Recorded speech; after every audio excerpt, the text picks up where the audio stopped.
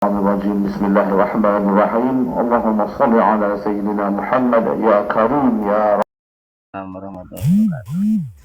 Ya, nama saya sebelumnya Boy Cornelius Siagian, berganti nama menjadi Muhammad Irfan Siagian. Saya baru mualaf 1 bulan yang lalu, tapi saya sunat dari umur 15 tahun. Lalu saya bersyahadat sudah ke-3 ini Ustadz. Dari saya yang baru sebulan ini Ustadz. Dari 15 tahun saya sudah bersyahadat Ustadz.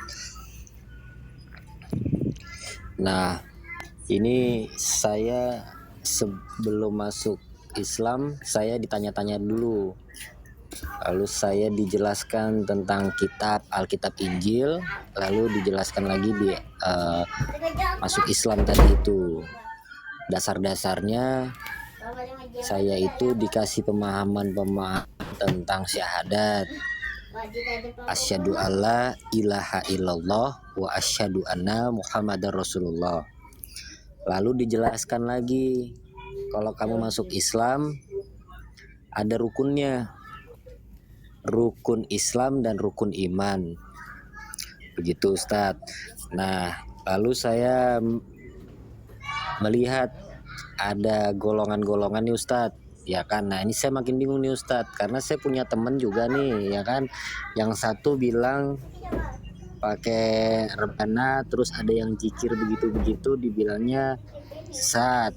Lalu saya ketemu sama yang lain begini, dibilangnya yang ini sesat, katanya begitu. Maksudnya tuh itu nggak baik. Nah, saya makin bingung nih Ustadz, ini golongannya banyak banget nih Ustadz kan. Lalu saya baca nih Ustadz, ada 73 golongan nih Ustadz yang terpecah Ustadz. Satu yang selamat nih Ustadz. Nah, saya masuk forum ini ngelihat ada akidah salaf dan mayoritas. Nah, sementara yang saya lihat itu semuanya ulama Ustadz. Nah, terus ada yang Wahabi ini saya lihat nih, tahu nih, yang pakai model cingkrang-cingkrang gitu. Nah, itu teman-teman saya juga ada Ustadz, ya kan. Saya ikut kajiannya juga Ustadz. Nah, ini jadi saya gimana nih Ustadz? Saya harus ngikutin yang mana nih Ustadz?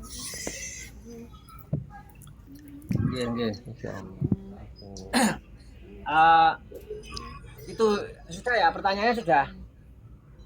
Ya, itu dulu Ustadz. Ya, enggak.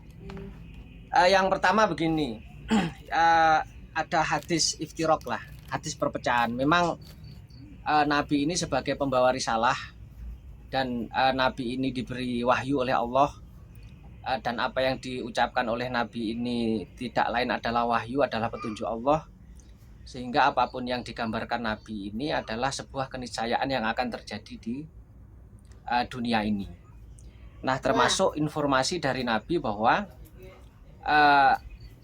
sataftariku umati ala salasin wasabaina milatan, bahwa umatku, katanya Nabi, akan terpecah menjadi 73 golongan. Yang satu selamat, yang lainnya berarti khotok. Yang lainnya berarti khotok. Adalah golongan-golongan yang keliru dalam memahami agama.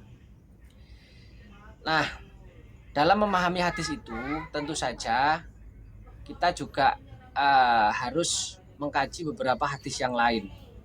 Artinya untuk memahami satu hadis itu terkadang itu juga membutuhkan beberapa referensi pendukung-pendukung atau penjelasan dari hadis yang lain. Nah, di dalam hal itu ada juga Nabi yang menyampaikan atau bersabda bahwa lantas tamia umati ala dolalatin fa idza ra'aitum ikhtilafan fatabiu bisyawadil a'dham. Sekali lagi, hadis ini juga berkaitan dengan hadis yang tadi yang disebutkan di awal, artinya masih seputar perpecahan. Nah, Nabi menyampaikan bahwa lantas dolalah, umatku tidak akan pernah sepakat di dalam satu kesesatan. Nah, fa idza ra'aitum ikhtilafan, apabila kalian ini melihat perbedaan di antara kelompok-kelompok di antara umatku, maka fatabiu bisyawadil a'dham, maka ikutilah asyawadul a'dham. Nah, apa itu asyawadul a'dham? Asyawadul a'dham itu kalau secara teks ya, secara teks itu secara lugotan ya. Asyawat itu kan hitam maknanya, hitam. A'dham itu besar. Nah, sehingga ulama ini menafsiri bahwa itu kan bahasa kinayah. Hitam besar, hitam banyak itu maksudnya adalah di mana kumpulnya banyak orang. Hitam ini maksudnya kepala. Rambut ini kan hitam ya. Secara mayoritas rambutnya manusia itu kan hitam secara asal. Nah, sehingga syawadul a'dham ini ulama-ulama itu menyebutkan adalah likasrotin jumhur ulama, di mana kelompok yang di situ menjadi mayoritas, kelompok yang di mana para ulama berkumpul di situ punya satu pemahaman yang sama. Kerangka dalam memahami agama ini sama, mereka tidak berbeda secara usul. Secara usul mereka tidak berbeda. Walaupun nanti secara furu' itu terjadi perbedaan-perbedaan. Tetapi perbedaan itu tidak sampai menjadikan mereka itu saling menyalahkan satu dan yang lainnya. Mereka tetap kompak dalam persatuan walaupun berbeda dalam pandangan furu'. Tetapi dalam pandangan usul itu mereka tetap sama. Nah, kemudian kalau kita tarik kepada pendapatnya para ulama terkait asyawadul a'dham ini, ulama-ulama di situ akhirnya menyimpulkan dan merumuskan bahwa contohnya adalah apa yang disampaikan oleh Syekh Abdul Qadir Jailani semisal idza utliqa ahlus sunnah wal jamaah hum asy'ariyah wal maturidiyah. Apabila diucapkan ahlus sunnah wal jamaah, nah kembali lagi kepada ahlus sunnah wal jamaah. Ahlus sunnah wal jamaah ini adalah representatif a'dham itu sendiri. Karena apa? Karena ahlus sunnah berarti adalah golongan yang mengikuti sunnah-sunnah Nabi, dan kemudian al jamaah adalah kelompok yang di situ selalu menjaga kekompakan dan berjumlah banyak. Artinya hampir sama dengan apa yang disampaikan Nabi terkait asyawadul a'dham tadi. Sehingga kesimpulannya begini. Sehingga kesimpulannya begini. Perpecahan, perbedaan ini menjadi sunatullah. Artinya tidak mungkin kita menghindar dari itu. Pasti akan ada perbedaan. Dan perbedaan ini muncul sejak era dulu. Sejak era sahabat ini sudah muncul. Jangan dikira perbedaan itu muncul hanya hari ini. Mulai zamannya sahabat 1300 tahun yang lalu itu sudah ada perbedaan, sudah muncul. Ada kelompok yang namanya Khawarij, Syiah, Mu'tazilah, Musyabihah, Mujassimah, kemudian ada Qadariyah, Jabariyah, kemudian ada Murji'ah dan lain sebagainya. Itu sudah muncul sejak lama, Nah, perbedaan-perbedaan itu kemudian ulama menyimpulkan ya berdasarkan hadis-hadis tadi, bahwa kelompok yang di situ itu berada dalam asas kebenaran, berada dalam real yang sudah digariskan oleh syariat ini, dalam catatan sejarah memang selalu menjadi kelompok yang mayoritas. Ahlus sunnah wal jamaah ini adalah kelompok yang selalu menjadi mayoritas yang diikuti oleh umat Muhammadiyah, umatnya Nabi Muhammad sampai hari ini.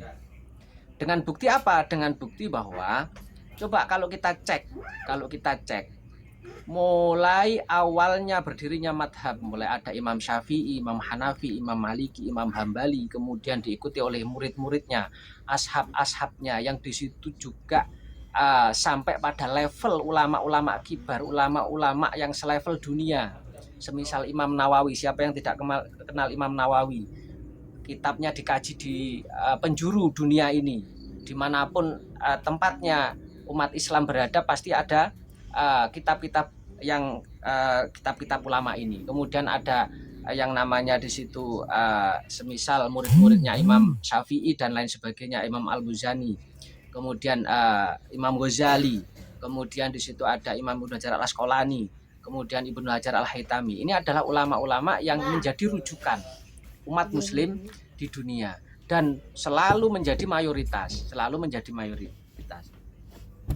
Sehingga apa? Sehingga bahwa kalau kita ini ingin selamat sesuai dengan apa yang dipesankan Nabi, maka berlabuhlah kepada mayoritas, kepada asyawadul a'dham. Karena apa?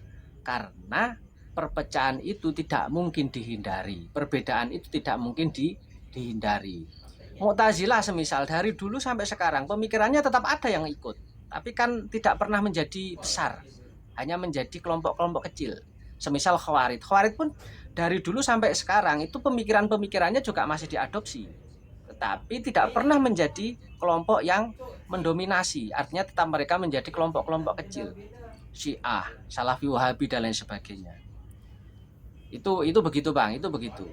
Jadi tidak usah bingung ya, tidak usah bingung. Ini kok banyak sekali. Ya memang begitu adanya. Nah, bagaimana kita ini berlabuh? Ikuti saja ulama mayoritas. Kita berlabuh kepada 4 madhab, Hanafi, Maliki, Syafi'i, Hambali. Terus kemudian dalam hal akidah ikuti Asy'ariyah wal Maturidiyah. Ini adalah satu madhab akidah yang diikuti mayoritas sejak 1000 tahun yang lalu sampai hari ini dan menjadi mayoritas. Ulama-ulama kibar kita itu hampir 90% berlabuhnya ke Asy'ari dan Maturidi. Bisa dicek lah di mana-mana. Begitu. Ya, itu dari saya.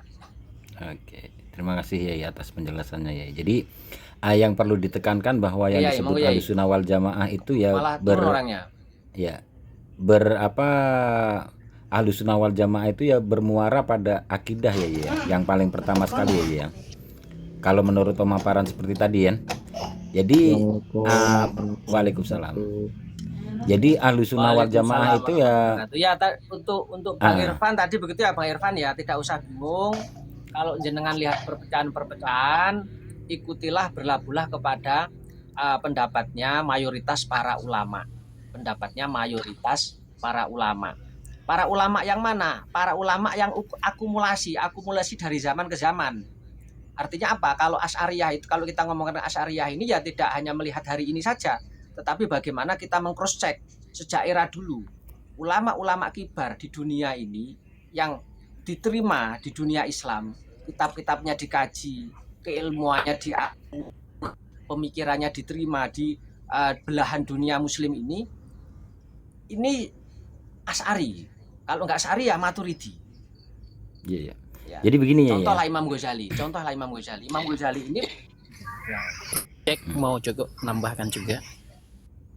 Monggo. Gini sebentar. Oke, terima kasih. Oke, jadi apa yang dimaksud oleh Yai tadi, kalau mau dikenal sebagai Ahlussunnah wal Jamaah itu yang pertama ya dari segi akidah, yaitu akidah ya harus Asy'ariyah Maturidiyah.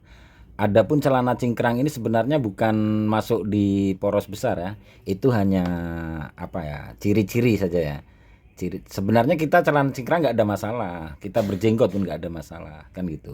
Tapi untuk dikenali sebagai Ahlussunnah wal Jamaah itu adalah akidah, dan akidah ini harus jayam pada hati. Jadi kalau kita ingin dikenali sebagai Ahlussunnah wal Jamaah, maka yang paling pertama sekali akidah harus Asy'ariyah Maturidiyah, dan berfikihlah dengan 4 mazhab. Kan seperti itu ya. Ya. Oke.